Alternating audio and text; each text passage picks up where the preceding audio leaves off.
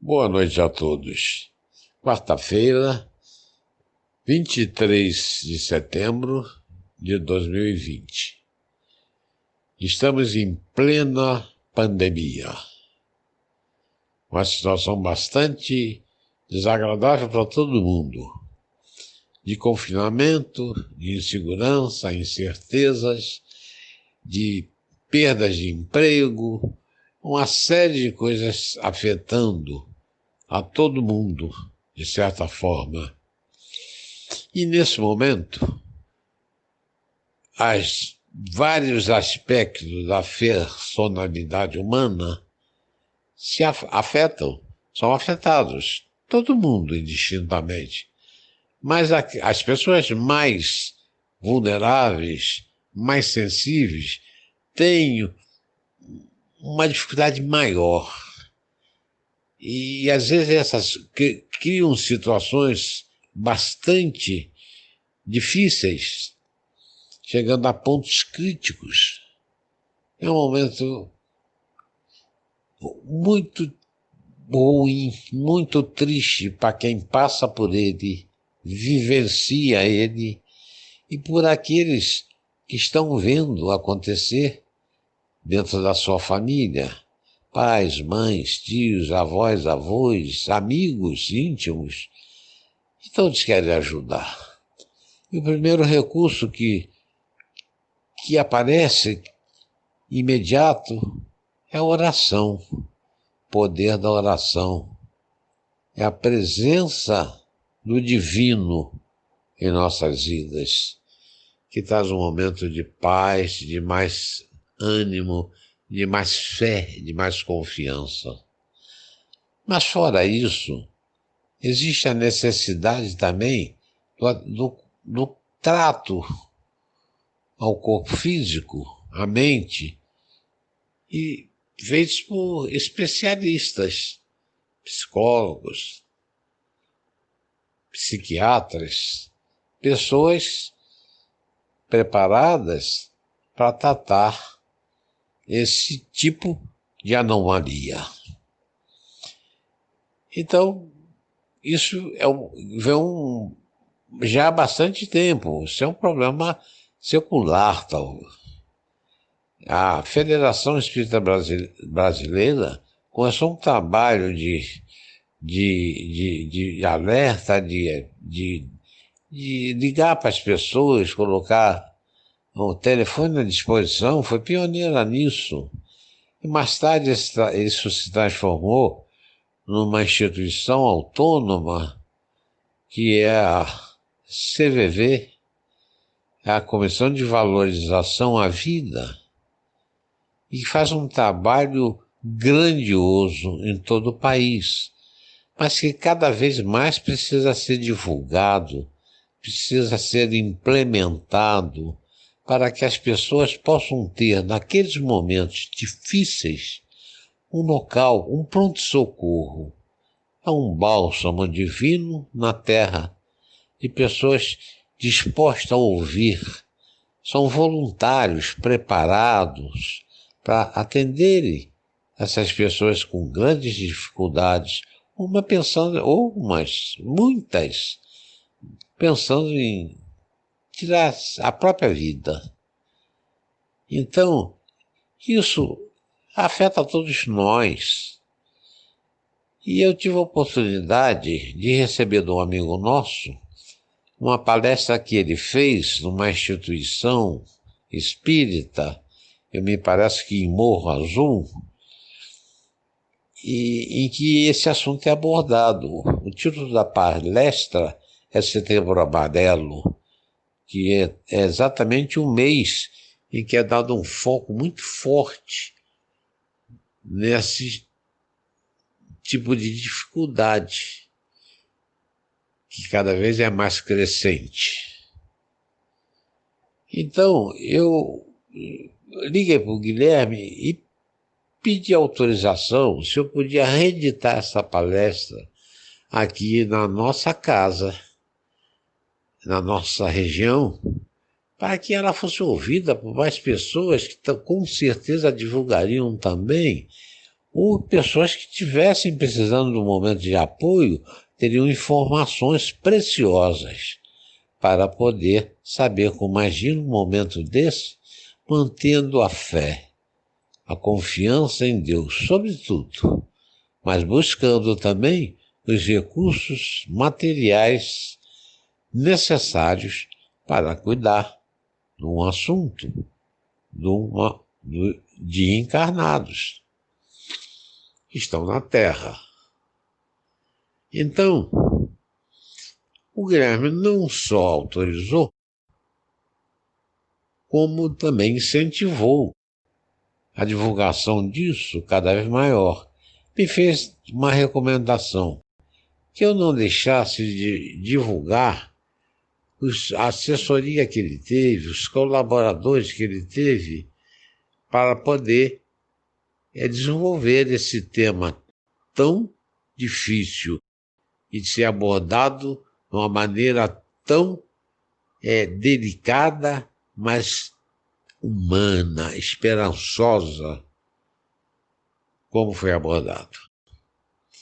E seus colaboradores foram a Yara Furusawa, que é filha do Guilherme, fez um trabalho de assessoria para o Guilherme, de pesquisa, busca, fora de série. E, além disso, também teve a participação do Dr. Marcos Mendonça, que é psiquiatra, médico, que também fez um trabalho de informação, de consulta, de opiniões sobre essa parte que é muito afeta a sua área. Então, a Yara e ao Dr. Marcos, nós também agradecemos pelas informações e pela participação que deram para brilhantar mais ainda essa bela palestra de consciência e de despertar em nós o sentido do amar-vos uns aos outros. Então, meus amigos, dando prosseguimento, eu vou passar a palavra para a nossa irmã Vilma, que vai fazer a prece de abertura dos trabalhos da noite. Fiquem com Deus.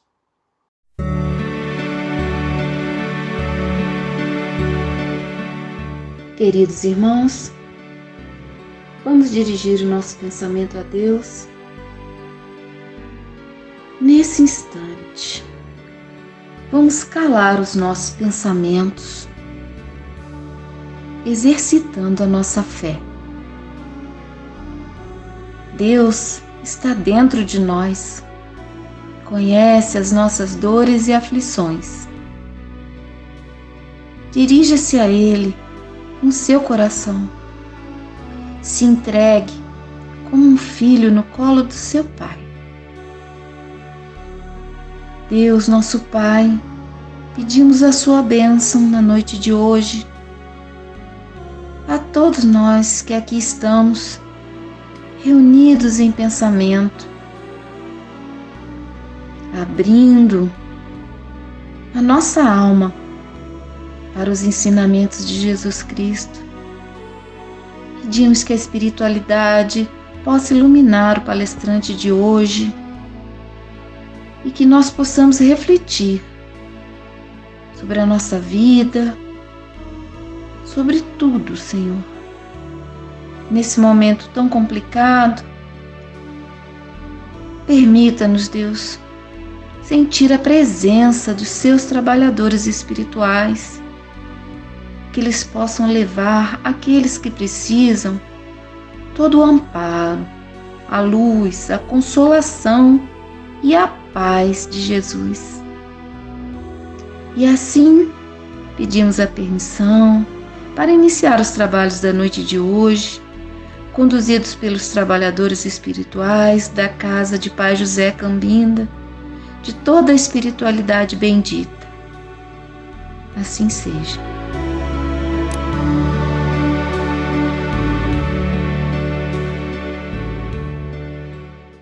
O nosso irmão Guga nos oferece uma página para a reflexão. Do livro Vinha de Luz, de Chico Xavier, pelo Espírito Emmanuel. Capítulo 4. Em silêncio. Não servindo à vista, como para agradar os homens, mas como servos de Cristo, fazendo do coração a vontade de Deus.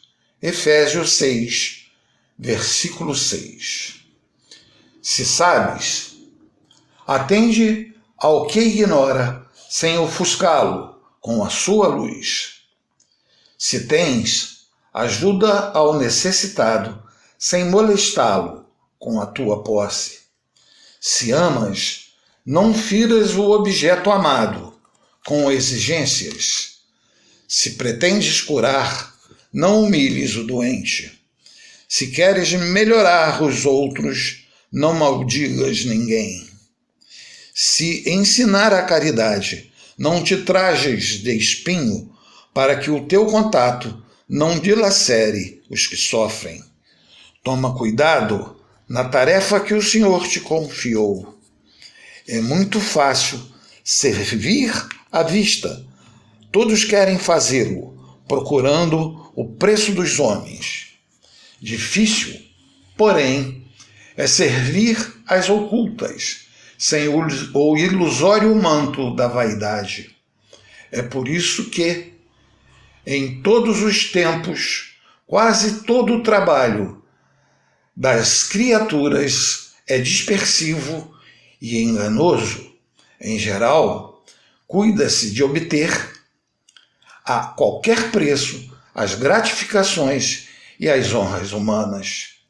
Tu, porém, meu amigo, aprende que o servidor sincero do Cristo fala pouco e constrói cada vez mais com o Senhor no divino silêncio do Espírito.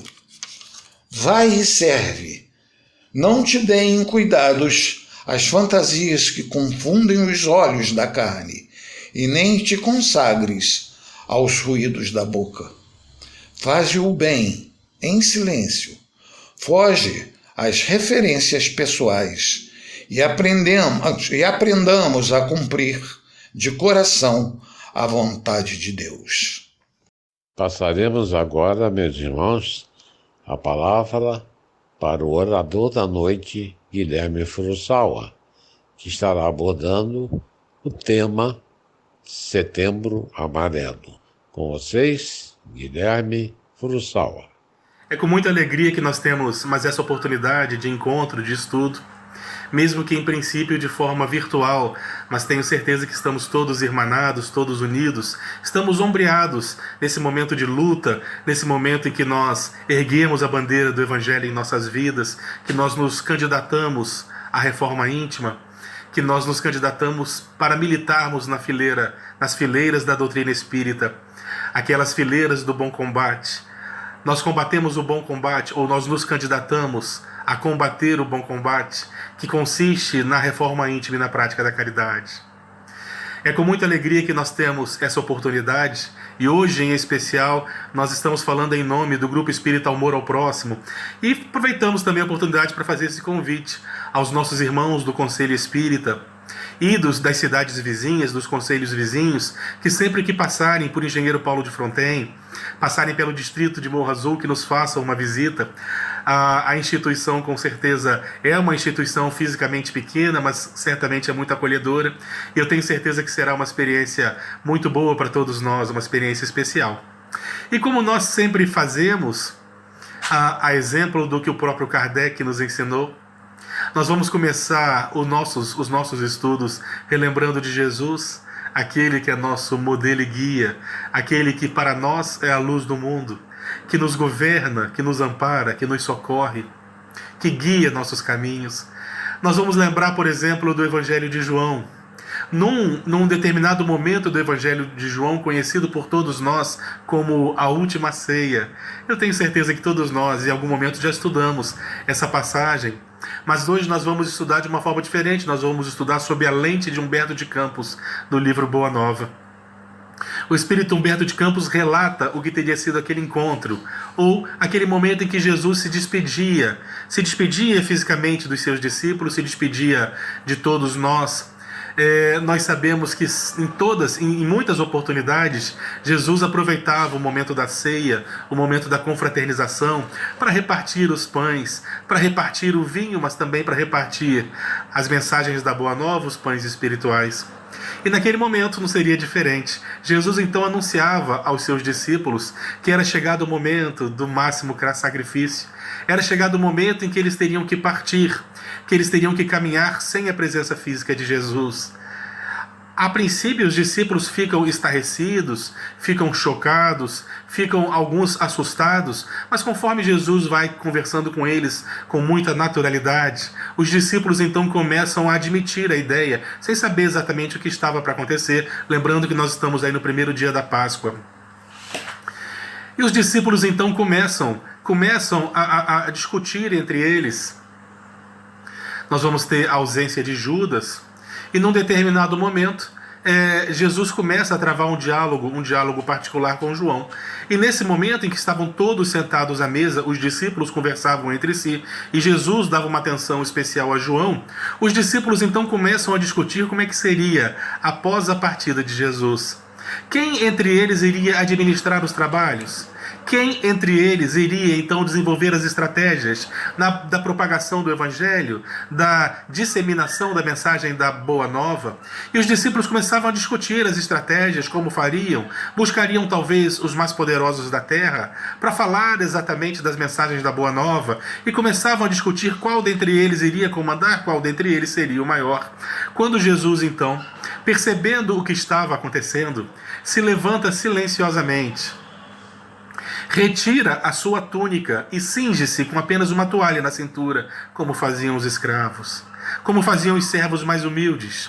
Jesus então pega de uma bacia com água, se ajoelha na frente de seus discípulos e começa a lavar-lhes os pés.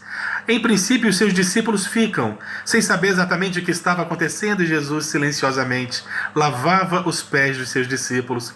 Eles então começavam a relembrar as palavras de Jesus, num determinado momento em que Jesus teria lhes ensinado: aquele que quiser ser o maior entre vós, que seja o primeiro a servir.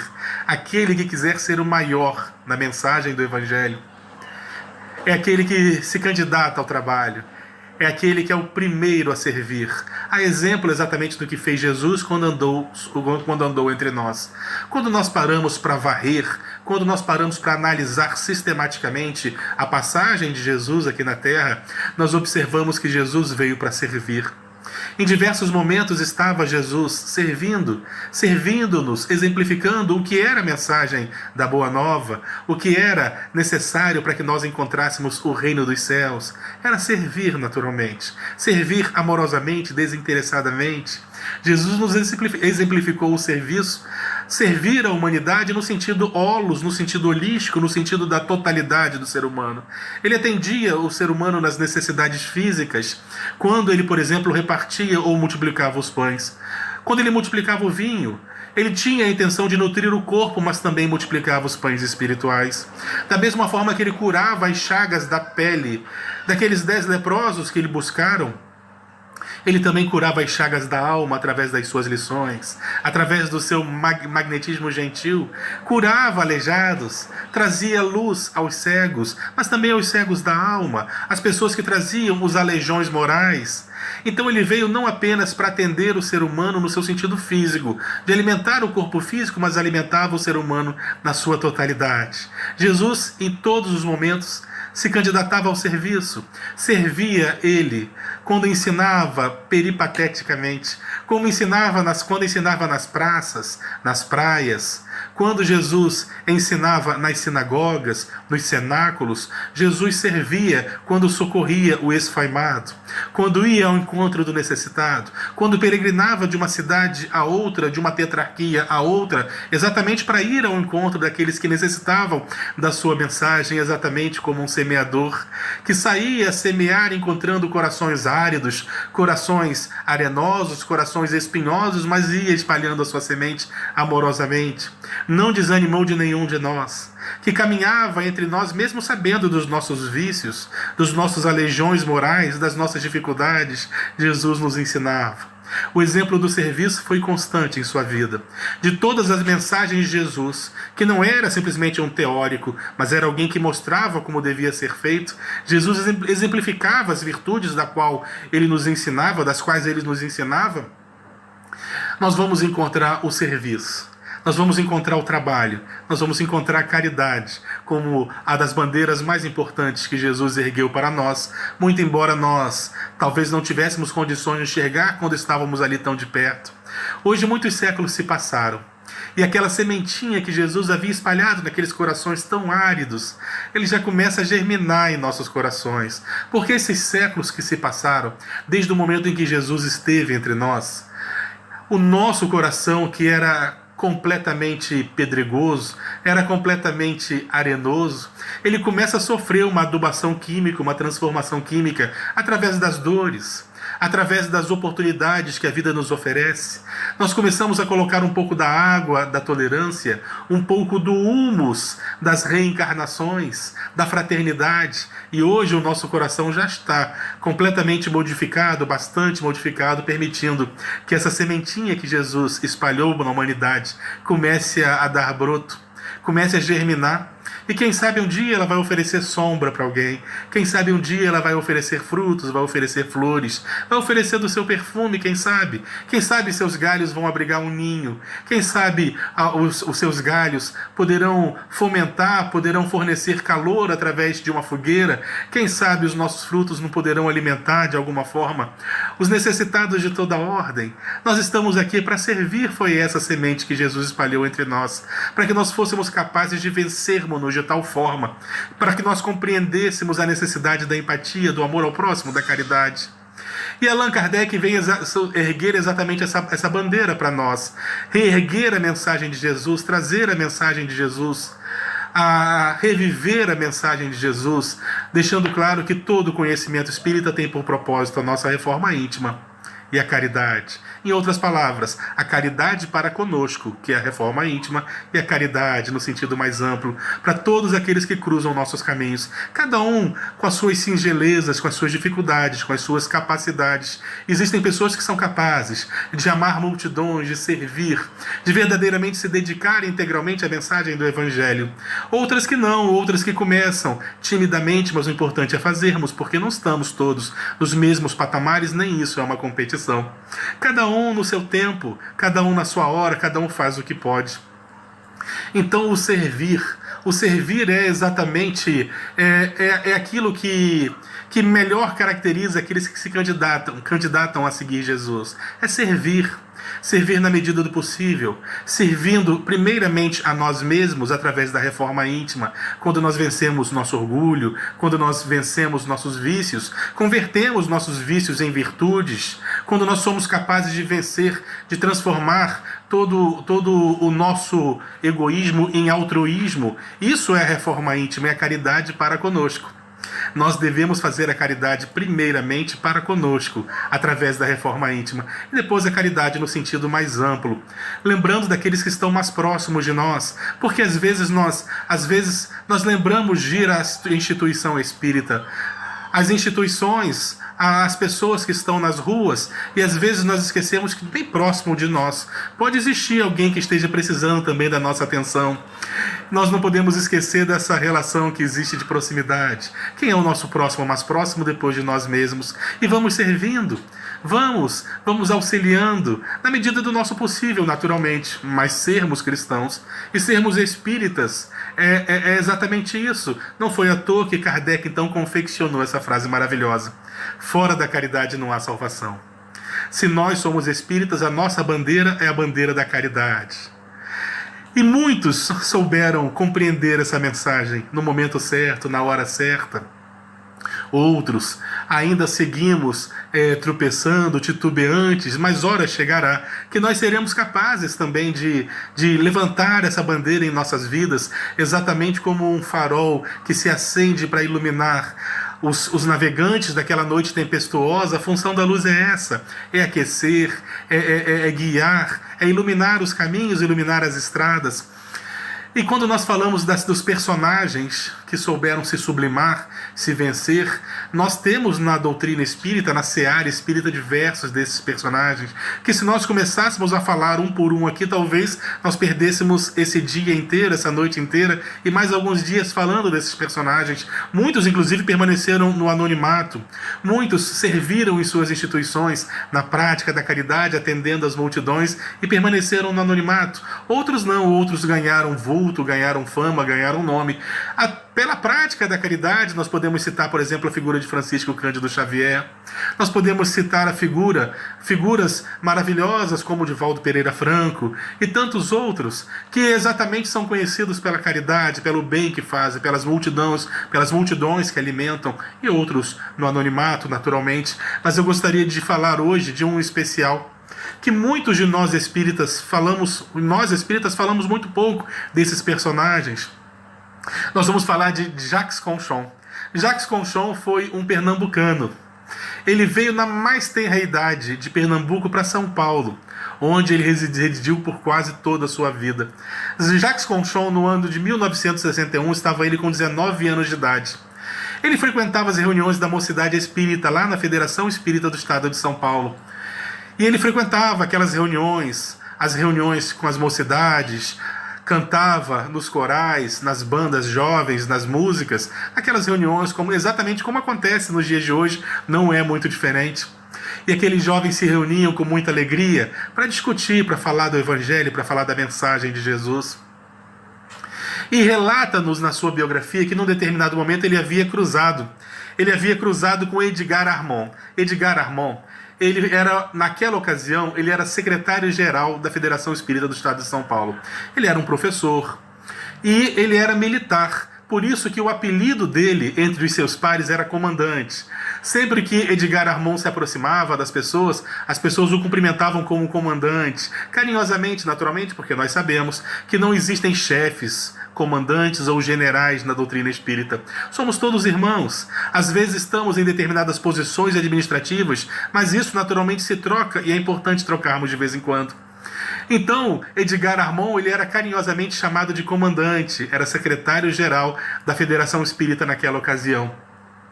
Relata-nos Jacques, quando ele passa por Edgar Armand coloca um bilhete em sua mão, como numa brincadeira. Coloca um bilhetinho na sua mão. Ele então resolve abrir o bilhete e descobre que não era bem um bilhete, era um recorte de jornal. Esse recorte de jornal falava de uma ONG, falava de um grupo de trabalho chamado Samaritanos, que existia em Londres.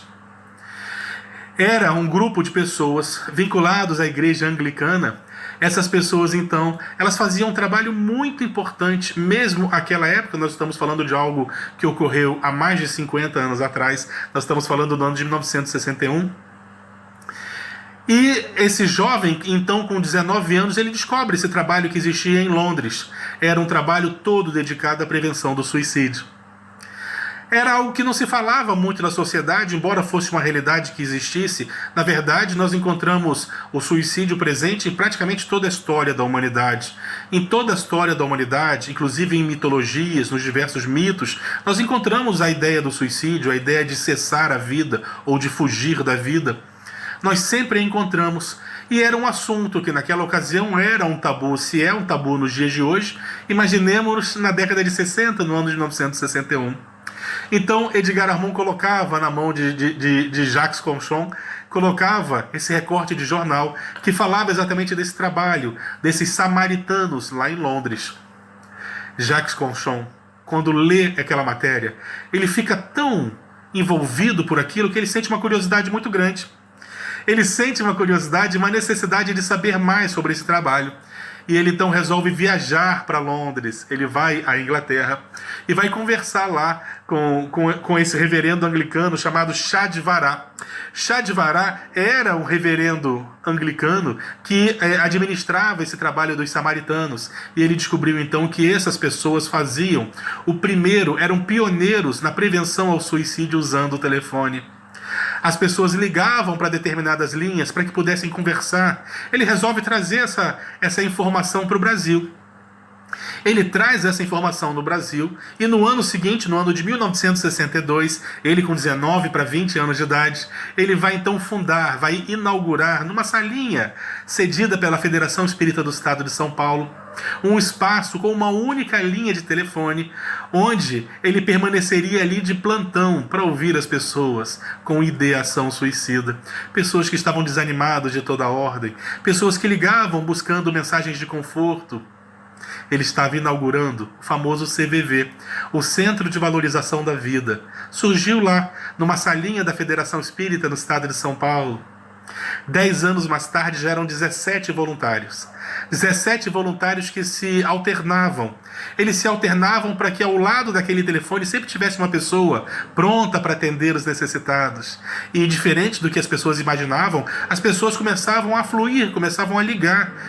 Eram pessoas desesperadas de toda a ordem, que queriam algum consolo, que queriam algum auxílio. Depois de 10 anos dedicado, naquela salinha com uma única linha telefônica, esses 17 irmãos que se revezavam para que estivesse sempre alguém ao lado daquela linha telefônica, ele sentia que aquilo tinha necessidade de crescer, porque uma linha telefônica não era o suficiente para atender os telefonemas, a quantidade de necessitados, de pessoas desesperadas, de pessoas com ideação suicida. Ele então, Jacques, ele vai numa excursão, uma excursão organizada por espíritas, como acontecem até nos dias de hoje. Ele vai numa excursão até a cidade de Araxá. Lá na cidade de Araxá ele conhece um casal, o Dr. Roberto Mercatelli e a dona Geni. Eles administravam um sanatório, um hospital psiquiátrico, todo ele voltado às práticas espíritas, era o Sanatório Saião, na cidade de Araxá. Ele fica tão impressionado com aquele trabalho. Ali ele atendiam as pessoas com todos os tipos de dificuldades, de perturbações. Desenvolviam na prática espírita então diversas terapias e todas elas com resultados impressionantes. Atendiam lá os necessitados. E ele fica tão envolvido com aquele trabalho, mas tão envolvido com aquele trabalho, e aquilo não lhe sai da cabeça. Um outro irmão de São Paulo, chamado Joaquim, era um confrade espírita, ele fazia as capas para o Chico Xavier, para as obras do Chico Xavier. Nós vamos lembrar que nós estamos falando agora da década de 70, nós estamos no ano de 1971. 10 anos depois que eles começaram então a desenvolver esses trabalhos de atendimento às pessoas com ideação suicida, lá naquela salinha da Federação Espírita. Esse irmão Joaquim, ele desenhava capas para os livros que o Chico Xavier estava publicando naquela ocasião. Ele desenhava as capas e viajava para Uberaba para que o Chico pudesse avaliar as capas. Jacques, ele já tinha conhecido o Grupo Espírita da Prece, já tinha ido visitar o Chico em diversos momentos, entretanto, ele nunca teve uma conversa pessoal com o Chico. Até porque o Chico era muito atarefado e ele não se sentia no direito de entrar na fila daqueles que iriam falar com o Chico, tirando a vaga de alguém que verdadeiramente precisasse. Então ele já tinha ido visitar o Chico inúmeras vezes, mas nunca teve a ocasião de encontrar o Chico desocupado. Chico estava sempre muito ocupado atendendo os necessitados de toda a ordem. Eram multidões, eram filas quilométricas. Chico ficava até de madrugada atendendo as pessoas, desde as primeiras horas do seu dia até as altas horas da noite. Na instituição espírita, inclusive na sua casa, ele jamais negou atendimento para ninguém na porta de sua casa, dentro de sua casa, nos grupos espíritas, nas instituições que ele colaborava. Acontece que ele então viaja para Uberaba com esse amigo chamado Joaquim, que desenhava as capas para o Chico. Quando eles chegam em Uberaba, eles têm uma surpresa. O Joaquim havia esquecido as capas em São Paulo. Então eles teriam que voltar para São Paulo, pegar as capas e depois voltar para Uberaba. Embora não fosse uma viagem tão grande, eles resolveram então que Joaquim voltaria sozinho e ficaria lá, Jacques Conchon ficaria sozinho em Uberaba, esperando Joaquim voltar com as capas. E ele permanece na casa do Chico, quando ele recebe uma surpresa. Ele tem uma surpresa, segundo ele mesmo na sua biografia, inimaginável. Naquele dia, o Chico estava em casa. Não apenas estava em casa, como estava sem compromissos naquela tarde. o que era algo assim surpreendente. O Chico sempre tinha compromissos, sempre tinha pessoas à sua volta. Na década de 70, então, Chico estava recém-aposentado, mas mesmo assim as atividades do Chico eram de hora em hora. O número de pessoas que lhe buscavam, as pessoas lhe buscavam para programas televisivos, para programas radiofônicos, para socorro de toda a ordem. Eram pessoas espíritas do Brasil inteiro, de diversas instituições, que iam pedir aconselhamentos e solução de problemas.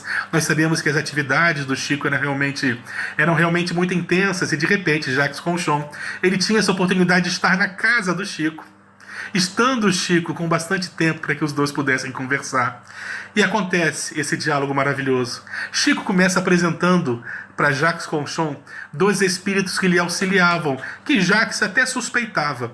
Sentia a presença desses espíritos, mas sempre que esses espíritos mandavam mensagens, se identificavam apenas como um espírito amigo. Então Chico revela a identidade desses espíritos. Nós vamos ter aí dois espíritos, a irmã Francisca Júlia e o Manuel Batista Cepelos. Segundo Chico, esses dois espíritos haviam cometido suicídio. Cometeram suicídio no início do século XX. Viveram ao final do século XIX para o começo do século XX. E revelava para o nosso irmão Jacques Conchon que ele tinha um compromisso realmente para auxiliar essas pessoas de ideação suicida. E esses dois espíritos, a Francisca Júlia e o Manuel Batista Cepelos, eram espíritos que também tinham compromissos com essa temática e por isso que estavam ao seu lado. Eram espíritos que haviam cometido suicídio e que agora no mundo espiritual queriam assumir esse compromisso de auxiliar para que outras pessoas não cometessem os mesmos erros, porque o suicídio é um engodo, é uma grande mentira. É a pessoa imaginar que vai aliviar as dores quando na verdade as dores se multiplicam. É a pessoa acreditar que vai cessar a vida, uma vida que não cessa, porque a vida permanece em abundância, em plenitude, na verdadeira vida. E nós quando tentamos fugir da vida dessa forma tão terrível, nós percebemos que nós não temos condições de fugir. Nós não temos condições de fugir de nós mesmos, porque na verdade o indivíduo não foge da vida em si, foge de si. E na verdade, para onde ele vai, ele se encontra. É inerente. Nós não temos como fugir de nós mesmos. E as nossas dificuldades estão aí para serem enfrentadas. Por mais que nós acreditemos que as dificuldades às vezes são intransponíveis, nós vamos lembrar de Jesus quando ele nos fala que não existe um fardo pesado para um ombro frágil. E as nossas dificuldades são exatamente de acordo com a nossa capacidade de vencê-las ou de suportá-las. Porque senão Deus seria injusto. E aqueles dois espíritos estavam ali, acompanhavam Jacques Conchon há mais de 10 anos, quando ele havia então iniciado os trabalhos de atendimento àquelas pessoas. Agora o mais interessante é que eu vou abrir um parênteses para contar a história desses dois irmãos. Vamos começar por Francisca Júlia. Ela seria uma poetisa, uma professora, e na mais tenra idade ela havia resolvido então escrever a literatura infantil. Vamos lembrar que nós estamos falando do início do século XX e não existiam muitas obras, livrinhos voltados para criança, chamada literatura infantil. Ela foi uma das pioneiras nesse sentido. Ela então era professora, poetisa e escrevia essas obras quando num determinado momento, exatamente no ano de 1909, ela resolve se casar. Ela vai se casar com Filadelfo. O nome do marido dela era Filadelfo. Ele era um telegrafista e acaba contraindo a tuberculose um pouco mais tarde. Ele vem a desencarnar. E a quantidade de sofrimento dela foi tão grande, o desencarne dele teria sido o gatilho para que ela desenvolvesse um processo depressivo tão grande, que ela não conseguiu retornar a uma vida normal, cometendo um suicídio. Ela foi uma poetisa que logo no início do século XX, havia tentado fugir da vida através do suicídio. Se as pessoas à volta dela tivessem feito uma análise da literatura que ela produzia, dos seus poemas, teriam encontrado um pouco de melancolia naquelas linhas, mas a verdade é que as pessoas não imaginavam que ela fosse capaz de fazer o que ela acabou fazendo. A história dela é uma história muito triste. E o outro espírito que lhe ajudava era Manuel Batista Cepelos. Ele é conhecido simplesmente como Batista Cepelos. E a história dele é um pouco mais curiosa. Segundo ele narra a Chico Xavier, ele também viveu no final do século XIX, vindo a cometer um suicídio no começo do século XX. Ele nasceu negro, mulato na verdade.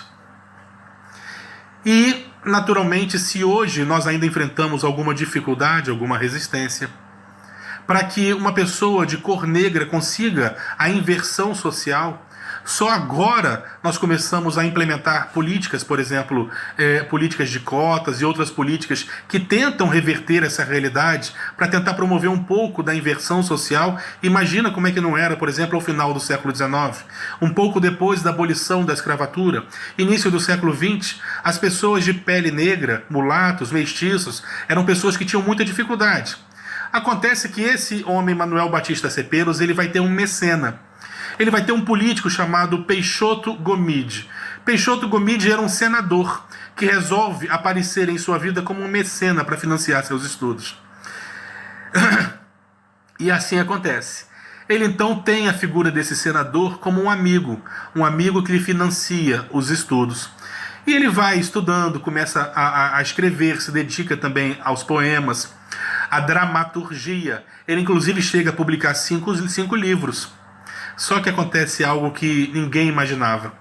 Ele acaba se apaixonando pela filha do seu benfeitor, do seu mecena. Ele acaba se apaixonando pela filha do senador. E a filha do senador, naturalmente, também se apaixona por ele. E eles chegam, inclusive, a marcar casamento. Acontece que aí vem o desfecho trágico dessa história.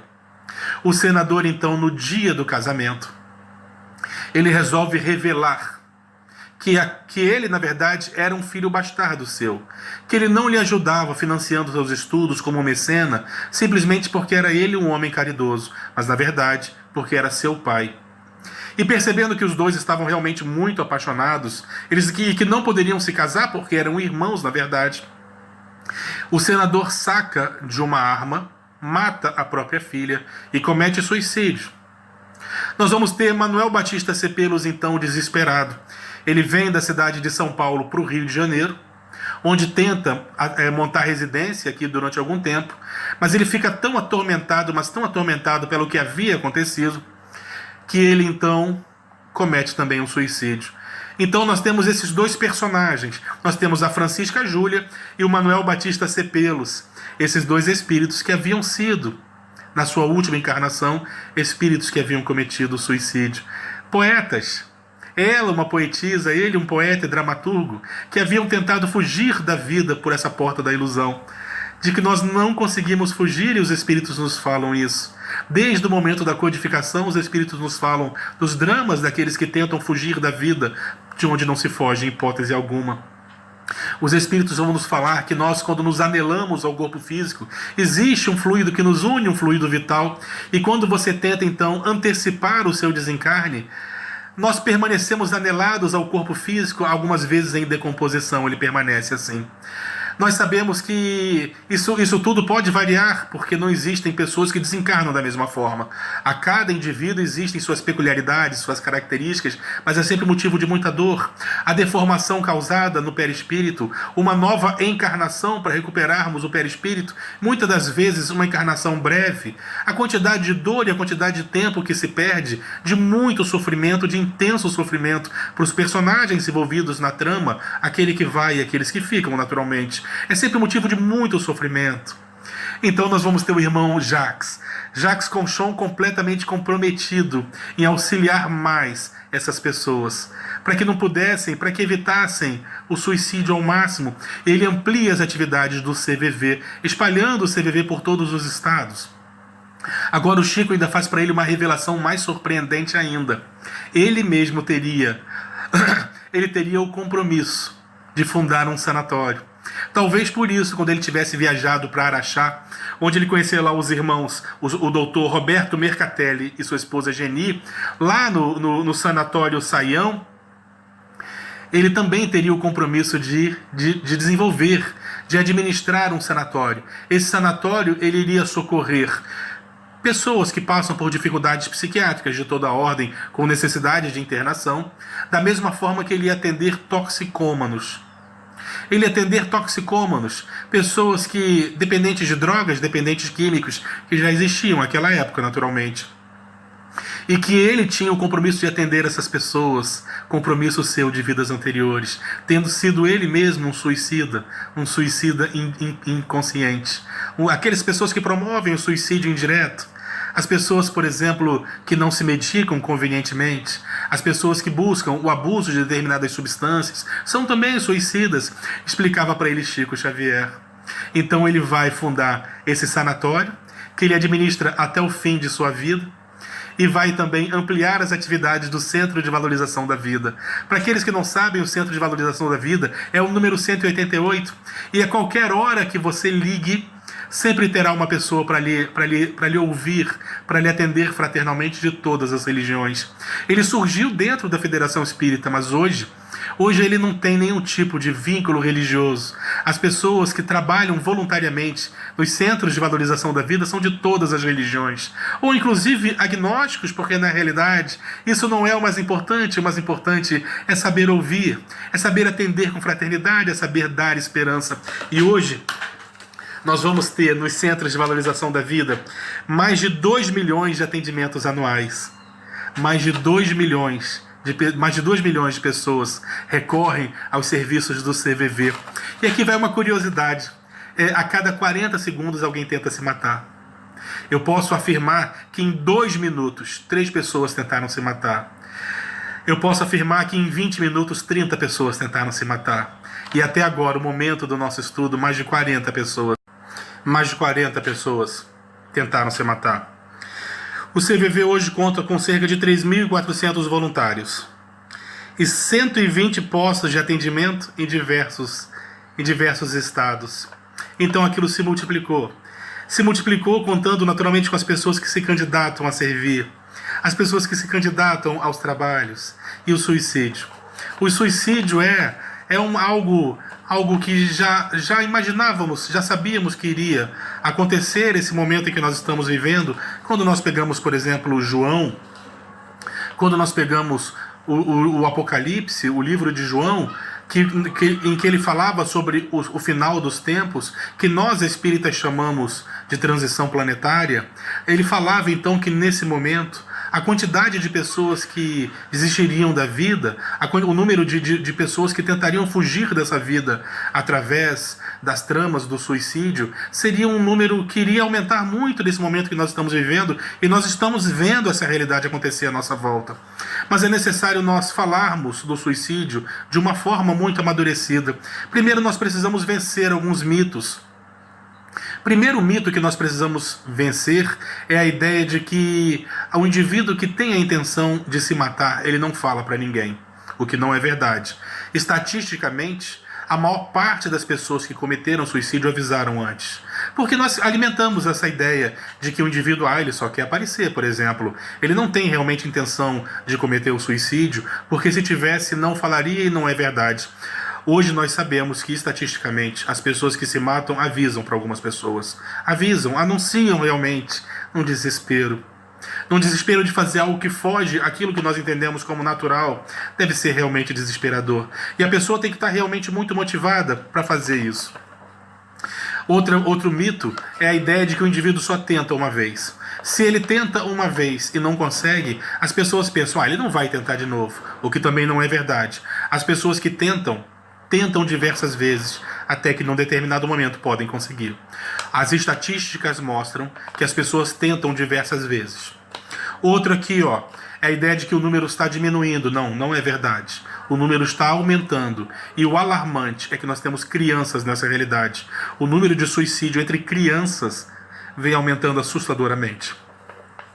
Outra curiosidade, pessoas que usam, mesmo que eventualmente, determinadas substâncias, como álcool, como determinadas drogas, determinados tóxicos, essas pessoas certamente elas estão em maior número naquelas pessoas com ideação suicida.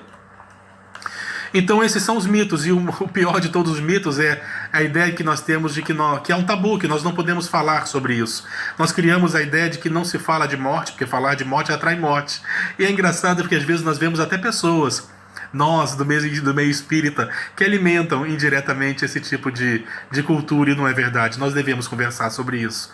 E se nós encontrarmos alguém com essa realidade à nossa volta, Às vezes até embaixo do mesmo teto em que nós vivemos, existem pessoas que vivem essa realidade. Nós temos que socorrer. Existem diversas formas de nós socorrermos essas pessoas. A primeira é através da oração. Através da oração mesmo, porque é uma ferramenta importante para nós que somos espíritas. Nós sabemos que existe, por exemplo, sempre um processo obsessivo vinculado à ideação suicida. Ah não, Guilherme, sempre. E vou explicar por você, e vou explicar melhor. O indivíduo que sofre um processo obsessivo, ele pode ser estimulado espiritualmente a desanimar da vida e a buscar a ideia suicida. O contrário também acontece. Às vezes o indivíduo desanima da vida sem que haja diretamente uma influência espiritual. Entretanto, só o fato dele vibrar nessas sintonias da tristeza e da angústia já se vinculam a ele espíritos que às vezes não estão vinculados ao passado, mas estão vinculados energeticamente naquele momento, estimulando e alimentando essas ideias. Por isso que nós afirmamos que em toda ideia suicida existe uma influência espiritual. Existem processos obsessivos do passado, mas existem também aqueles que se vinculam no presente, através dos nossos desânimos, por exemplo. Nós sabemos que pessoas que sofrem de depressão, e somos muitos nessa realidade, principalmente quando existe a característica bipolar, nós sabemos que cerca de 70% dessas pessoas tentarão ou serão assaltadas pela ideação suicida em algum momento. Nós sabemos que para que nós possamos auxiliar essas pessoas, é necessário que nós façamos uma rede de apoio, envolvendo amigos e familiares. E a oração, naturalmente. A oração no lar, a oração à distância, o passe à distância. Se a pessoa tiver qualquer dificuldade de aceitar o passe presencial, façamos à distância, mas acreditemos que os amigos espirituais auxiliam sempre. Sejamos firmes na oração, sejamos firmes naquilo que nós acreditamos. Nunca julgar ou diminuir a dor do outro. O indivíduo sabe o quanto que aquilo lhe dói, e é necessário que nós tenhamos empatia, porque nós costumamos falar: poxa, mas você sofre tão pouco, fulano sofre muito mais que você e não tem as mesmas ideias. Meu Deus, isso é descaridade. Não façamos isso jamais. Não temos condições de julgar porque as pessoas não sofrem da mesma forma. Nunca vamos julgar, nunca vamos diminuir a dor do outro, e ouvir sempre. E ouvir é algo muito importante para nós espíritas. Vou dizer por quê. Acontece comigo, não sei se acontece com os demais irmãos. Quando nós conhecemos a doutrina espírita, é natural que a gente tenha uma certa empolgação. E essa empolgação, quando a gente descobre esses mecanismos maravilhosos, perfeitos, onde tudo se encaixa e tudo faz um sentido lógico, a gente quer falar. E eu lembro quando eu lia André Luiz, quando eu lia Manuel Filomeno de Miranda, quando eu lia Allan Kardec. Eu queria falar, mas não é o momento. Talvez aquela pessoa, ela precisa naquele momento ser ouvida. Vamos deixar um pouco a nossa necessidade de falar e vamos alimentar a nossa necessidade de ouvir, porque talvez naquele momento ouvir seja mais importante do que falar. E às vezes falando a gente fica se perdendo naquela vontade das lições de morais, lição de moral, como se nós tivéssemos condições de dar lições em outras pessoas. Isso não é uma realidade. Então ouvir sem julgar, ouvir pacientemente, ouvir fraternalmente, isso é extremamente importante. E a ajuda profissional. Não sejamos fanáticos. Nós espíritas seguimos a ciência. Nós seguimos a ciência inclusive por recomendação de Allan Kardec. Então nós temos que recomendar sempre o auxílio profissional, o auxílio psiquiátrico, o auxílio psicológico. Nós temos que fazer com que essa pessoa busque, porque às vezes é necessário que alguns medicamentos nos auxiliem. Isso não é fraqueza. Isso não é fraqueza, não, pelo amor de Deus. E aqueles profissionais são preparados para esse tipo de realidade, porque é uma realidade que assalta um número muito grande de pessoas todos os dias. Então, que nós tenhamos condições de recomendar àquela pessoa que busque um auxílio profissional, mesmo que esse auxílio e esse profissional não seja espírita, porque nós sabemos que não são muitos os psiquiatras, os psicólogos espíritas, muitos não são, mas que essas pessoas busquem o auxílio profissional de toda ordem, pelo amor de Deus, porque as pessoas precisam serem atendidas no seu todo, em todas as suas necessidades, nas necessidades químicas, por exemplo, que o psiquiatra terá condições de atender, nas necessidades terapêuticas que um psicólogo terá condições de atender, nas necessidades de afeto que os amigos e familiares terão condições de atender. Então nós temos que fazer uma rede de pessoas que amam, de familiares e amigos, e vamos atender aquelas pessoas. Não podemos fechar as portas, principalmente para isso. Nós estamos aí vivendo a realidade do Setembro Amarelo, que é um mês dedicado a discutirmos esse assunto, embora esse assunto devesse ser abordado o ano inteiro. É no mês de setembro que nós paramos para discutir mais sobre esse assunto, porque a sociedade tem condições, tem necessidade de falar sobre isso, e nós espíritas que nos candidatamos a servir, sirvamos onde somos convocados. E se nos baterem à porta, irmãos que vivem essa realidade, vamos atender dando o nosso melhor possível. Vamos nos doar a exemplo de Jesus e de tantos outros que ao longo da historiografia planetária vieram aqui exemplificar essas virtudes, nos mostrando que é possível, que o resultado é bom sempre, que é o caminho da luz, que é o caminho do amor, que é o caminho da fraternidade, que é o caminho da doutrina espírita. Meus irmãos, vamos nos entregar ao serviço, vamos nos candidatar ao serviço. Nós não servimos onde nós queremos servir, não. Nós devemos servir onde somos convocados, porque às vezes onde nós queremos servir não é tão útil, ou talvez nós não estejamos em condições, mas onde nós somos convocados é sem erro. Lembrando Chico Xavier, onde ele parafraseia um filósofo que dizia o seguinte: quando o discípulo está pronto, o mestre aparece. Chico Xavier parafraseia esse filósofo dizendo o seguinte: quando o trabalhador está pronto, o trabalho aparece. E invariavelmente as pessoas nos procuram, cruzam nossos caminhos. Estejamos abertos, estejamos preparados para ouvir, para vibrar, para orar, para atender fraternalmente.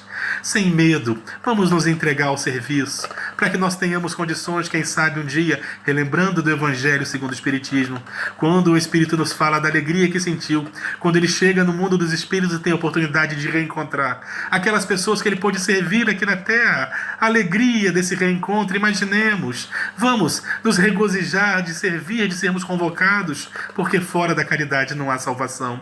Meus irmãos, que a paz de Jesus permaneça entre nós e que nesse Setembro Amarelo não seja apenas mais um mês ou uma cor, que seja também oportunidade de trabalho. Que a paz de Jesus permaneça entre nós. Este é o momento da falange indiana. Fiquem relaxados, calmos, tranquilos. Tenham a mente voltada para situações nobres, embelezadoras, natureza, mar, montanha, rios e riachos, estrelas, lua e céu, universo. Ou pense em Jesus andando pelas ruas de Galileia, no meio da multidão, e recebam esses amigos indianos que estarão limpando todo o ambiente físico, purificando, energizando o corpo e a mente, limpando o perispírito, alinhando os chakras, propiciando mais conforto, mais segurança na nossa caminhada evolutiva. E fazendo também a fluidificação das águas, pondo as substâncias necessárias a cada um de nós.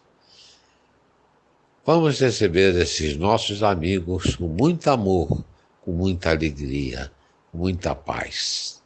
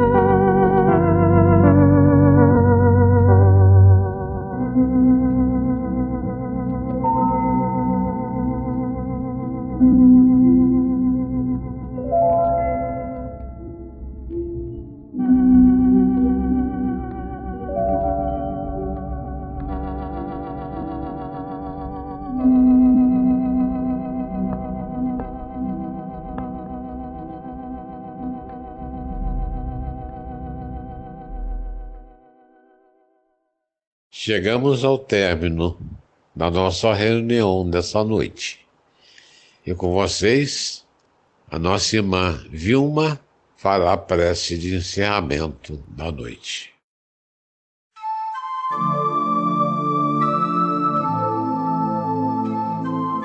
Chegamos ao final de mais uma noite. Temos muito a agradecer a Deus, a Jesus, por toda a energia distribuída nessa noite, a todos os necessitados, a nós mesmos. Apesar do planeta estar passando por mais uma fase de sofrimento, sabemos que ninguém está só.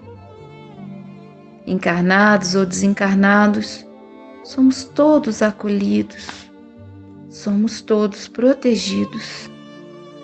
A luz de Deus atinge todo o universo, levando paz aos seres.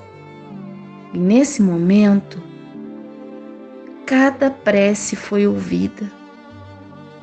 Toda a falange bendita pôs-se a trabalhar. Obrigada, Jesus. Obrigada, Maria Santíssima. Pedimos a permissão para dar por encerrados os trabalhos dessa noite. Com louvado seja Deus e nosso Senhor Jesus Cristo.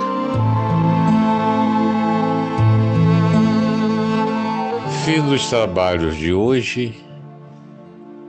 Desejamos a vocês muita paz, muita alegria, muita fé, muito ânimo e levem para todos os seus familiares e amigos os fluidos reconfortantes recebidos.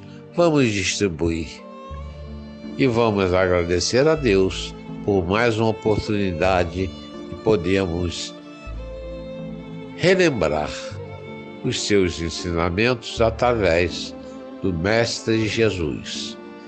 Tenha uma boa semana, fique em paz e nos encontramos de novo na próxima quarta-feira, no mesmo horário. Até lá!